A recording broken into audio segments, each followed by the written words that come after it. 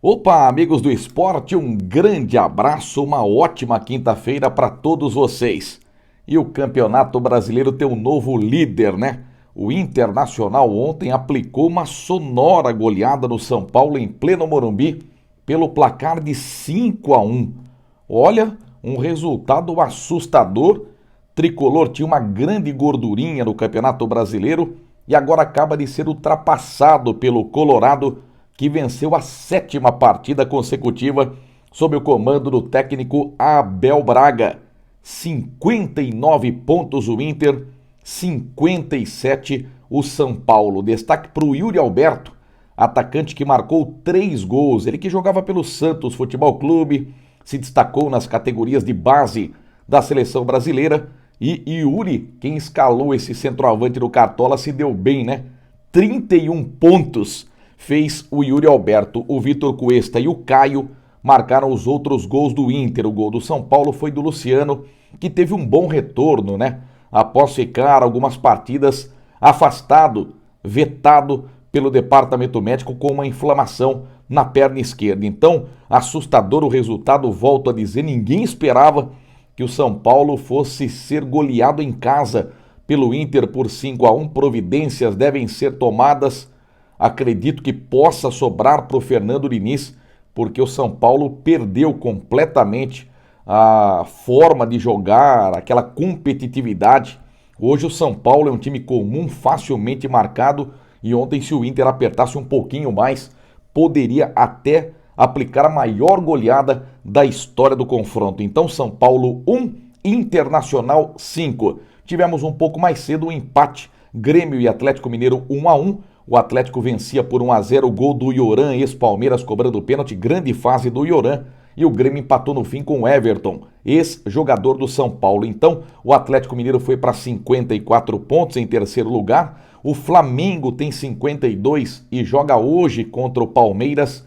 Jogo marcado para as 19 horas no estádio Mané Garrincha, em Brasília. Isso porque o Maracanã está sendo preparado para a final da Libertadores entre Palmeiras e Santos no próximo dia 30, 5 horas da tarde. Flamengo, que vem de vitória, ganhou do Goiás por 3-0 em Goiânia. Tem o retorno do Gerson, importante meio-campista, que estava suspenso no último jogo. No último treinamento, Rogério Ceni até chegou a testar o Ilharão como zagueiro ao lado do Rodrigo Caio, para que o Diego Ribas permanecesse como titular. O Diego, que foi o grande destaque do Flamengo na última partida, mas acredito que ele não deva mexer na defesa, que mantenha Rodrigo Caio e Gustavo Henrique, e que o Diego volte para a reserva com o Gerson entrando no meio campo. Palmeiras deve mesclar a sua equipe, deve poupar alguns titulares, porque o desgaste é muito grande.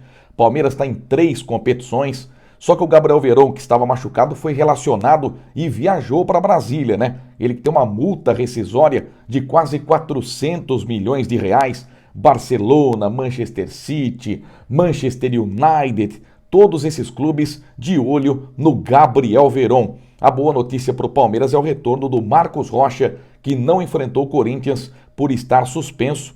O Palmeiras que vem de goleada sobre o Timão pelo placar de 4-0. Palmeiras que ainda tem chance sim de ser campeão brasileiro, tem 51 pontos. Vencendo hoje vai a 54, tem um jogo ainda para fazer, um jogo atrasado contra o Vasco da Gama, da primeira rodada do Campeonato Brasileiro.